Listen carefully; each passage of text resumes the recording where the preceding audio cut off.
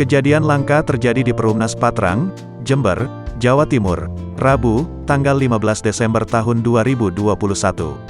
Kereta api yang biasanya melintas di relnya dan berhenti di stasiun kali ini memilih cara berbeda. Kereta api tersebut justru parkir di depan rumah warga. Video yang memperlihatkan kereta api itu diunggah akun Instagram @andreli_48, Rabu, tanggal 15 Desember tahun 2021. Dituliskan pada keterangan, alasan kereta api itu parkir depan rumah warga karena banjir. Bukan hanya banjir, pohon di sekitarnya pun banyak yang tumbang.